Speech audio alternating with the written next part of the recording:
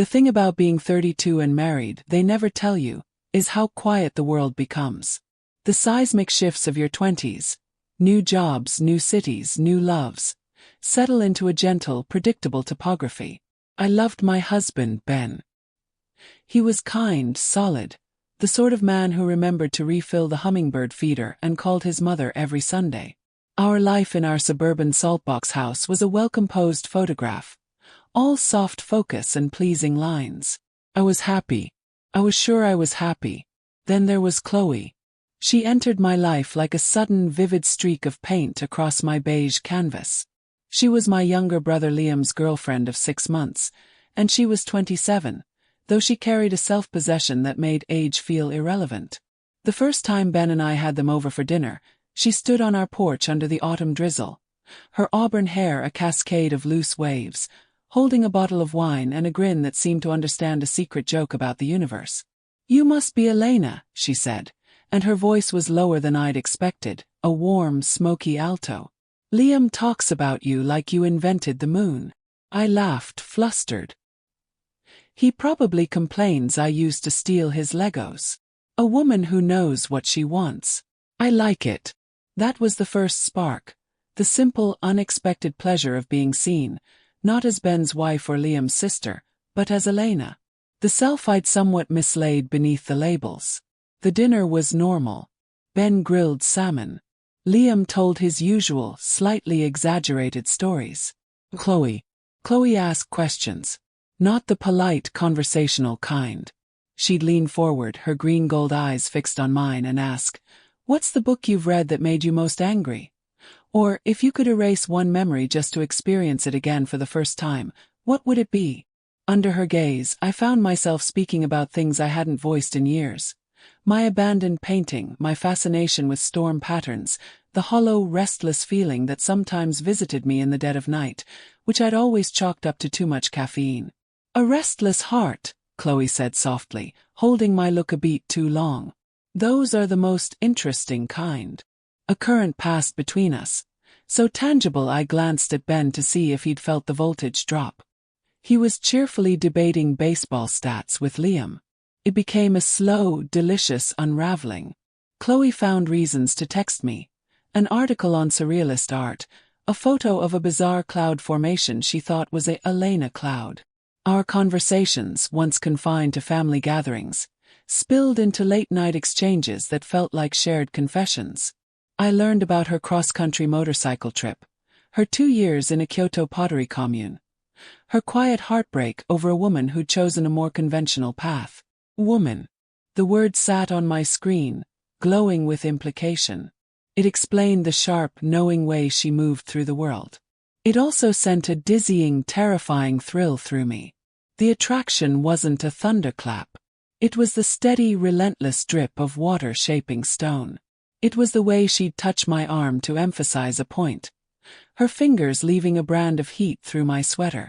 It was the scent of her, sage and vanilla, that lingered in my car after I dropped her home once when Liam was working. It was how she'd catch my eye across the room at a family barbecue and give me a tiny, private smile that felt like a conspiracy. My safe, quiet world was suddenly full of alarming, exquisite noise. The sound of her name on my phone. The pounding of my heart when I knew I'd see her.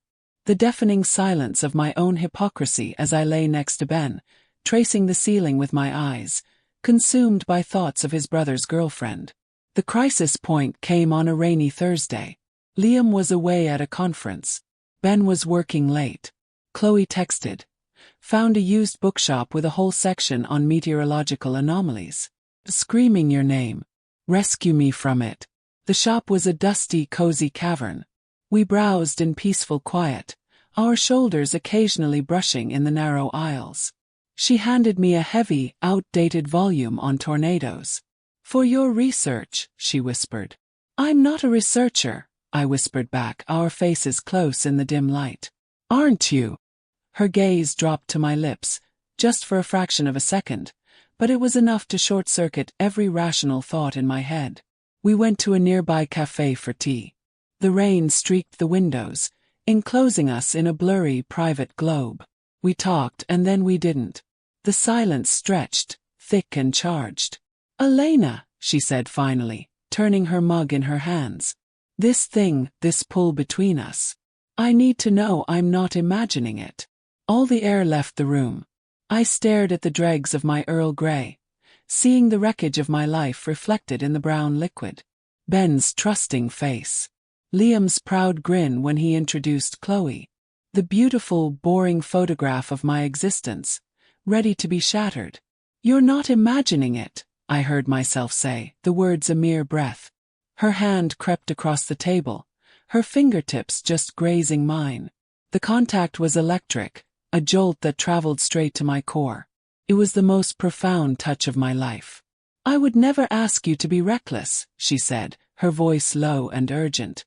I would never ask you for anything you couldn't give. But I need you to know.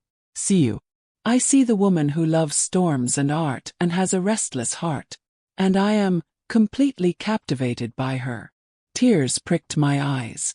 It was everything I hadn't known I was starving for. It was also an abyss. Chloe, I'm married. You're with my brother. I know, she said, pain flashing in her beautiful eyes. And that makes this feel impossible. And terribly wrong. But this also feels. She searched for the word. True. We sat there, holding hands like lifelines as the rain poured down outside. In that moment I wasn't a wife, a sister-in-law, a good woman. I was just a heart, pulled violently toward its magnetic north. I didn't kiss her. I didn't run away with her. I pulled my hand back, the absence of her touch an immediate chill.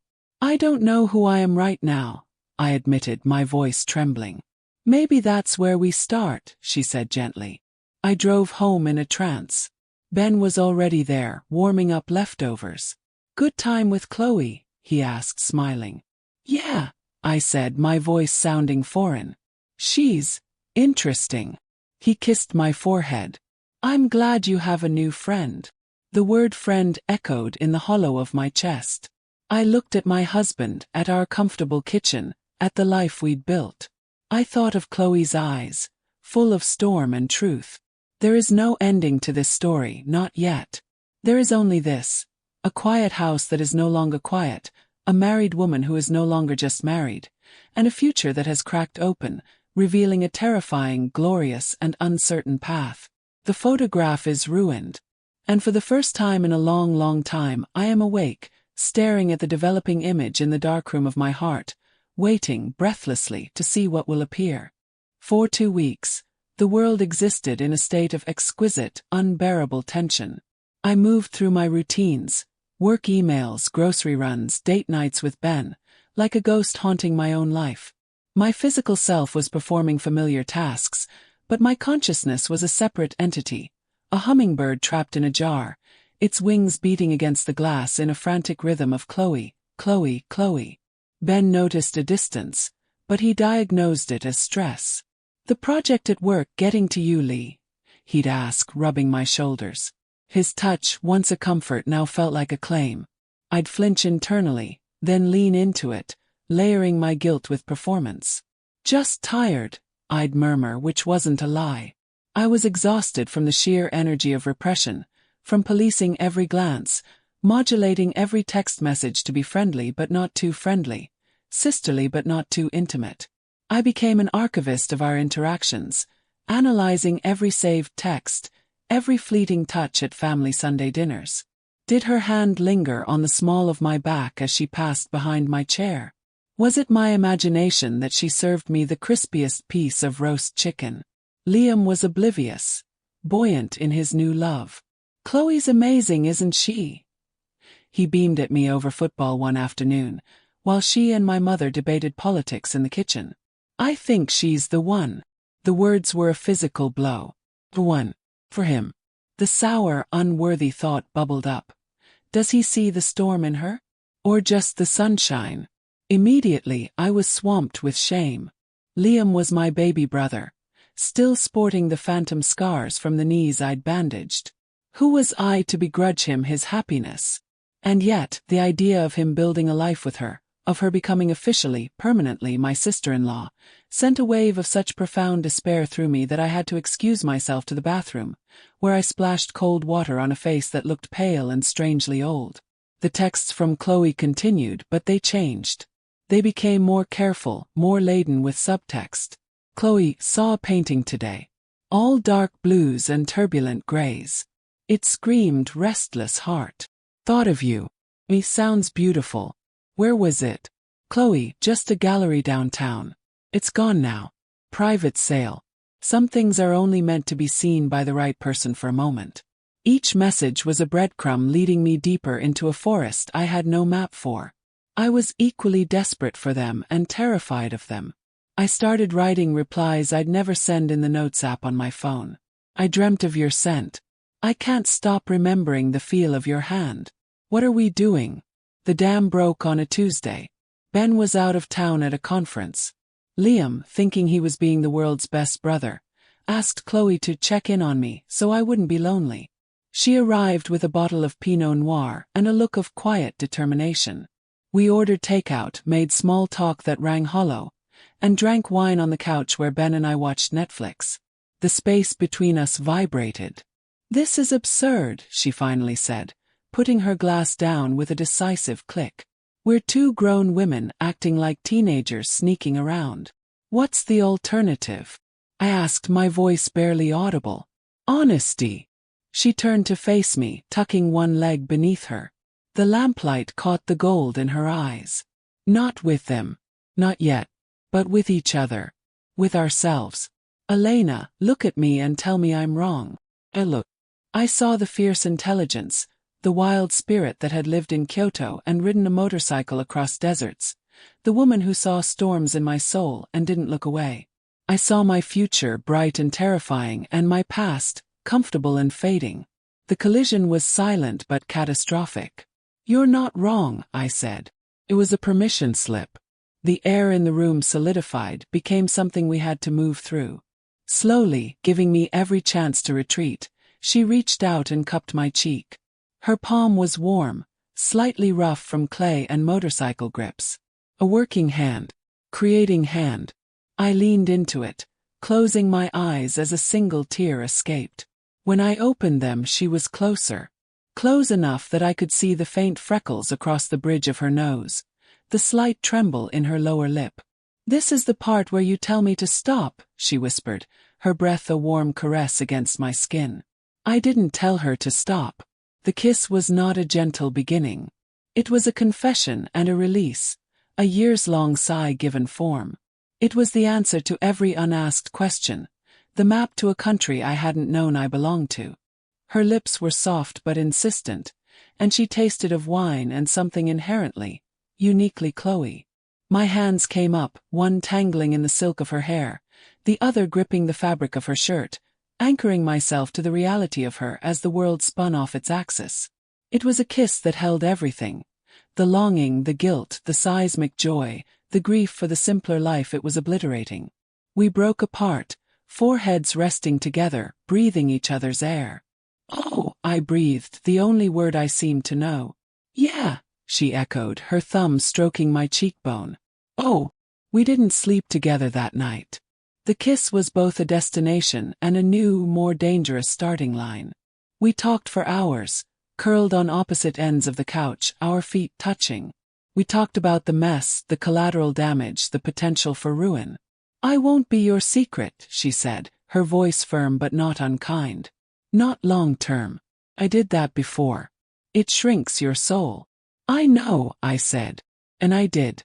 The thought of reducing this cataclysm to furtive moments was abhorrent.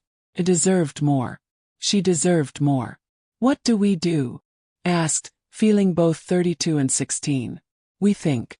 We feel. We be excruciatingly sure." She took my hand, lacing our fingers. "And when we are, we face it. No matter how hard." Ben came home 2 days later, tan and energized from his trip. He pulled me into a hug, and I held him tightly, memorizing the feel of him, the reliable strength, the familiar scent of his laundry detergent. I loved him. That was the devastating knot at the center of it all. I loved my husband, but I was in love with Chloe. They were different countries, speaking different languages. The following Sunday dinner was an exercise in surreal agony. Watching Chloe laugh with Liam, accept his casual kiss on her temple, was a special kind of torture. But then she'd pass me the mashed potatoes, and her finger would brush mine, and her eyes would hold mine for a second too long, a secret flare of green gold in the mundane domesticity. Promise. Shared madness. Now I lie awake next to Ben, the moon painting a silver stripe across our duvet. The quiet of my life is gone forever, replaced by this roaring internal debate. I am a wife. I am a sister. I am a woman in love with another woman. The photograph of my life is not just ruined. It's been developed to reveal a double exposure. Two realities, two possible futures, superimposed over one another. One path is paved with the love of a good man, the comfort of family, the peace of the known. The other is a wild, overgrown trail leading toward a brilliant, storm-lit horizon with a woman who sees the true shape of my heart. I don't know which path I will choose. But for the first time I am truly choosing. The restlessness has found its name, and its name is Chloe. And the storm, once a distant fascination, is now here, inside my chest, and I must decide whether to build a shelter or step out into the cleansing, terrifying rain. The space between honesty and action became its own country. A vast, silent territory governed by stolen glances and the feverish poetry of unsent texts. The kiss had broken the dam, but we were careful, so careful, not to let the floodwaters sweep everything away just yet. We were architects of a secret room, building it minute by minute in the spaces our lives already provided. The opportunity arrived wrapped in the mundane. Liam, a passionate if unlucky rock climber, fractured his ankle in a fall. It was a clean break but required surgery and a week of mandatory miserable rest at home. Ben, feeling the familial duty keenly, volunteered us to help. "You're better at the domestic stuff, Lee," he said, kissing my forehead. "And Chloe shouldn't have to do it all alone." So I began spending afternoons at Liam and Chloe's apartment, a sun-drenched loft cluttered with his sports gear and her art supplies. Liam, drugged and grumpy, held court from the couch, his leg propped up. Chloe and I moved around him, her changing his ice packs, me preparing simple meals, the two of us orbiting each other in a tense, intimate ballet. With Liam drowsy or distracted by pain meds, the air between us grew thick with unspoken words. A passing touch as I handed her a glass of water would send a jolt up my arm. The sound of her voice, low and soothing as she read to Liam, became a private melody that played on a loop in my mind. One afternoon, Liam finally fell into a deep, medicated sleep, his snores a soft rhythm from the living room. Chloe was at the kitchen sink, her back to me, washing the lunch dishes. Sunlight streamed through the window, catching the red highlights in her hair and outlining her form through the thin cotton of her t-shirt. I stood in the doorway, a bundle of clean laundry in my arms, paralyzed by the sheer, ordinary beauty of her. She felt my stare. She turned off the tap and turned around, drying her hands on a towel. She didn't say a word. She just looked at me, her expression an open question, a vulnerable offering. The hum of the refrigerator, the distant city sounds, Liam's snoring, it all faded into a white noise of anticipation. I let the laundry basket slip silently to the floor. We didn't rush. We moved toward each other as if pulled by a slow, inevitable tide. This time there was no cafe table between us, no public boundary to observe. When my hands came up to cradle her face, they were trembling. She leaned into the touch, her eyes fluttering closed for a second before opening again, dark with desire. "Elena," she whispered, my name a prayer and a claim. This kiss was different from the first. The first was an explosion of confession. This one was a deliberate exploration, a mapping of territory. It was deep and hungry, tasting of mint tea and the salt of unshed tears. Her hands slid from my face, down my neck, over my shoulders, leaving trails of fire. My fingers found the hem of her shirt, slipping beneath to touch the warm, smooth skin of her back. She gasped against my lips, the sound undoing me completely. We broke apart, breathing ragged. Her forehead rested against mine. "Not here," she breathed, glancing toward the living room. She took my hand and led me silently down the short hallway to the bedroom she shared with my brother. Closing the door felt like crossing a Rubicon. The room was unmistakably theirs. Liam's watch on the nightstand, Chloe's stack of books on the floor, a shared life in every detail. The guilt was a sharp, sour tang at the back of my throat. But it was drowned out by the roar of my own need, a need I hadn't fully known existed until I met her. She turned to me, her back against the door, as if barring our escape. "Are you sure?" she asked, her voice raw. "Once we do this, there's no going back to pretending." I answered by crossing the room and kissing her again. It was all the answer I had, all the answer I was capable of. Words had failed me months ago. What followed was not the frantic, desperate coupling I might have imagined. It was slow, achingly tender, and devastatingly thorough. It was the conversation our bodies had been waiting to have. Her hands learned the landscape of my hips, the curve of my spine, the secret, responsive places that had lain dormant for years. My mouth discovered the pulse at her throat, the soft swell of her breast, the taste of her skin, sage and vanilla and something uniquely musky and sweet that was just her. She worshipped my body with a reverence that made me want to weep. "You're so beautiful," she murmured against my stomach, her breath hot. All this quiet fire. She saw not just the form but the history, the slight stretch marks from a brief youthful weight gain, the scar on my knee from a childhood fall. She kissed them all, erasing any shame, replacing it with a searing ownership. When her mouth finally found my core, I bit my own fist to keep from crying out. It was an unraveling, a dissolution. The careful, composed Elena, the good wife, the reliable sister, shattered into 1,000 points of sensation, each one singing her name. I came apart under her tongue, shaking, a sob caught in my chest. After, as I lay breathless, she moved up my body, kissing my ribs, between my breasts, the hollow of my throat, before settling beside me. I turned to her, my turn to learn. I was clumsy at first, fueled by awe and a fierce, protective want. But she guided me with soft whispers and softer sighs. To feel her come undone under my hands, to hear my name break from her lips in a ragged gasp, it was a power and a privilege that humbled me to my bones. Afterward, we lay tangled in the sheets, the late afternoon sun painting gold stripes across our naked, sweat-sheen skin. The world outside the door, Liam's broken ankle, Ben's trusting smile, the entire scaffolding of our lives, crashed back in with the subtlety of a sledgehammer. "Oh God," I whispered, staring at the ceiling.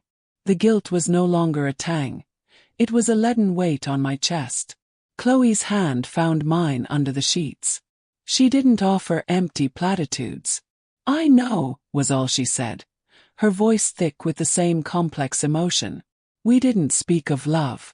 The word was too big, too dangerous for this stolen hour in my brother's bed. But it hung in the air between us, as palpable as the scent of our bodies mingled on the sheets. We got up in silence, moving like ghosts. We dressed each other, our touches now solemn, ritualistic. She smoothed my hair, I buttoned her jeans.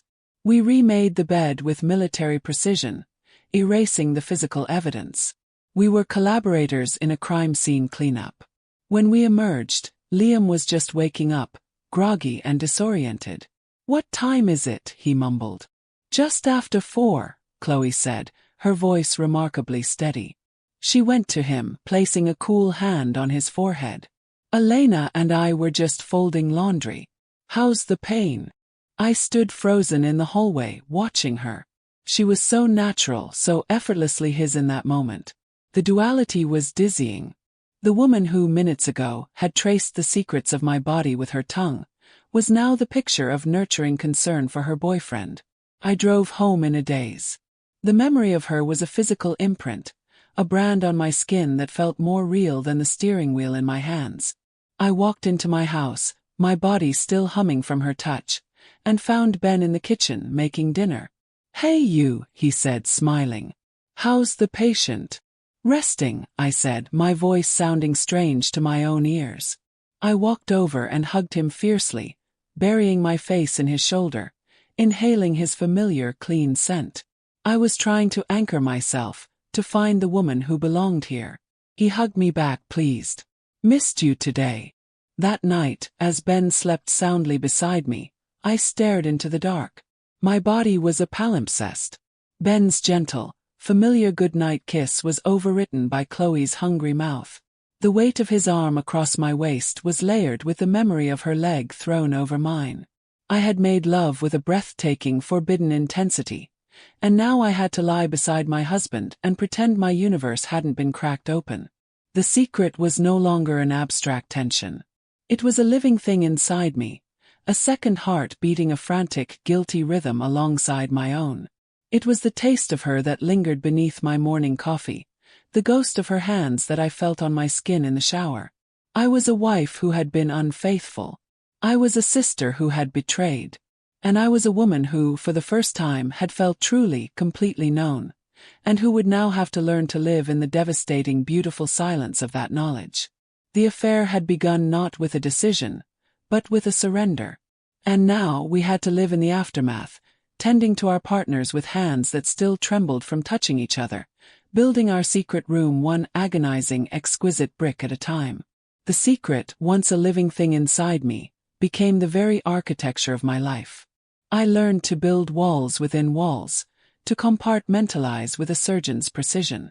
The Elena who kissed Ben goodbye in the mornings was a convincing replica, but the real me was elsewhere, orbiting the memory of Chloe's mouth, the phantom pressure of her hands.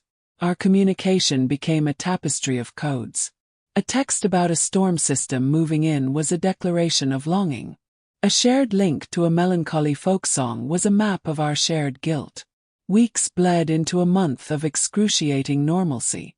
We saw each other at family functions, a pantomime of casual affection that was its own special hell. The brush of her fingers as she passed me the gravy boat at Thanksgiving sent a shockwave through my system, even as I laughed at one of Liam's jokes. We were two stars caught in a decaying orbit, pulled together by a gravity that threatened to destroy everything in our path, yet forced to maintain a safe societal distance. Then the universe, or perhaps fate's cruel sense of irony, offered a reprieve. Ben's company sent him on a week-long team-building retreat in the Rockies. Liam, his ankle finally healed, was traveling for work. The suburban grid that held our lives in place suddenly had two gaping, synchronized holes. Chloe's text came the morning Ben left. The house is an empty museum. The silence is too loud. I have an overwhelming urge to see a particular storm painting I heard about. It's in a gallery 2 towns over. Day trip. Would you like to come with me? Not as my boyfriend's sister. Just as you. It wasn't a question. It was a lifeline. We met at a neutral park and ride, the tension vibrating in the sealed cabin of my car. We didn't speak for the first 10 minutes of the drive. The silence was different this time. Charged, yes, but also thick with the weight of what we'd already done, and the terrifying freedom of a full, unimpeded day ahead. I dream about it, she said suddenly, her voice quiet as she stared out the window at the blurring pines. The feel of your skin under my hands. The sound you made. I wake up next to Liam and I feel like the worst kind of thief. Her confession broke the dam. I hug Ben and I'm mapping your body from memory, I admitted, my knuckles white on the steering wheel. I feel like I'm living 2 lives, and both of them are haunted. We didn't go to the gallery. We drove past it, a silent mutual decision. Instead, I followed the signs to a state park I'd visited once as a child. It was off-season, the parking lot nearly empty. We took a trail that wound down to a secluded, pebbled shore of a vast, gray-blue lake. The world was hushed, muffled by low-hanging clouds and the gentle lap of water. It felt like the edge of the world, a place where no other names or titles could find us.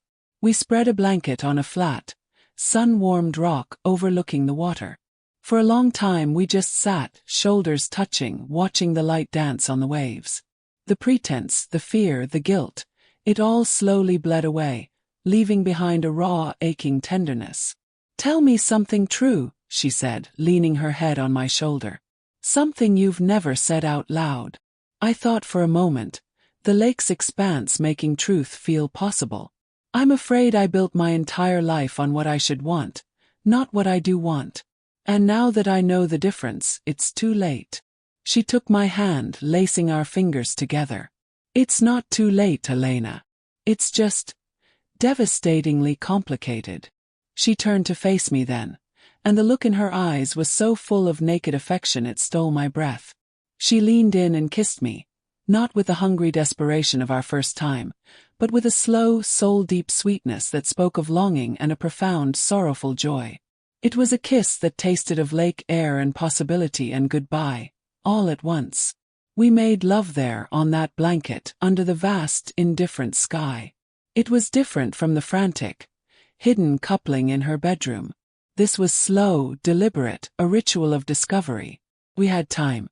We had silence. We had the sound of water as our only witness. I took my time unbuttoning her flannel shirt, kissing each new inch of skin revealed, the hollow of her throat, the freckles on her collarbone, the soft swell of her breasts. She sighed, a sound of pure surrender, and arched into my mouth. Her skin was cool from the lake air but warmed quickly under my touch. I learned her body like a sacred text, tracing the line of her ribs, the curve of her hip, the surprising strength of her thighs. When I finally lowered my head between her legs, she cried out, a raw, beautiful sound that was swallowed by the wind and the water. I tasted her, musky, sweet, essential, and felt her come apart under my tongue, her hands fisted in my hair, her hips bucking against me as she chanted my name like a mantra.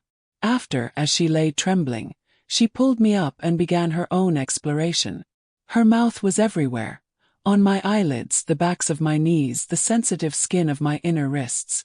She worshipped me with a painter's attention to detail, as if committing every sigh, every tremble, every freckle to memory. When she entered me with her fingers, it was with an exquisite slowness that bordered on agony. She watched my face, her eyes holding mine, as she moved inside me, building a rhythm that mirrored the lap of the lake on the shore. I came staring into her green-gold eyes, seeing my own fractured reflection in them, my cry echoing over the water as I shattered into 1,000 pieces of light. Afterward we lay tangled together, skin slick and cooling, wrapped in the blanket and each other. We didn't speak. We didn't need to. The sun began its descent, painting the sky in strokes of violet and rose, reflecting in the still surface of the lake. It was the most beautiful, most complete peace I had ever known. That's when she said it. Her voice was quiet, steady, but it carried a finality that made my blood run cold. I've been offered a residency, she said, her fingers tracing idle patterns on my arm. At a ceramic studio. In Santa Fe. The piece shattered. I felt the world lurch. Santa Fe, I repeated, the words feeling alien. It's a 6-month program. Extendable. A huge opportunity. She paused, and I heard the unsaid words. An escape. Solution. A way out of this impossible knot. When? My voice was a whisper. They want me in 3 weeks. 3 weeks. The vast, open day suddenly felt like an hourglass whose sand was draining at a terrifying speed. Liam. I couldn't finish the question. He's proud. Thinks it's amazing for my career. He's talking about visiting, maybe even moving out if it becomes permanent. She turned her face into my hair, and I felt the damp heat of a tear. I can't do this anymore, Elena. This lying. This stealing. I love you in a way that feels monumental. And it's burning me up from the inside. I look at Liam and I see my betrayal. I look at you and I see a life we can't have. Have to go. To breathe.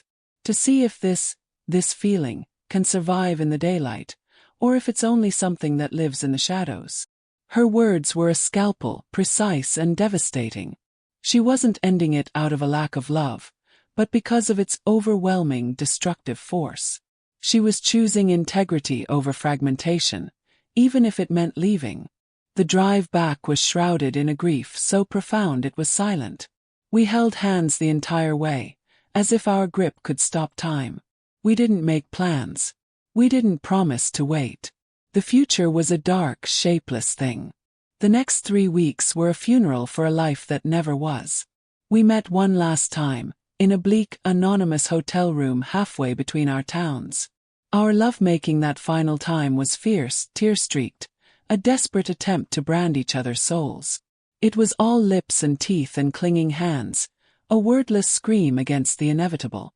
Then she was gone. Liam was sad but supportive. "Long distance is tough, but we'll make it work," he told me, trying to sound brave. Ben wrapped an arm around me as we waved goodbye to her moving truck. "She'll be back before you know it," he said kindly, misreading my silent tears for sisterly affection. My life returned to its quiet, predictable shape. The saltbox house, the hummingbird feeder, Ben's Sunday calls to his mother. The photograph was intact again. But I was not in it. I was a ghost in my own home, haunting the spaces where Chloe had been.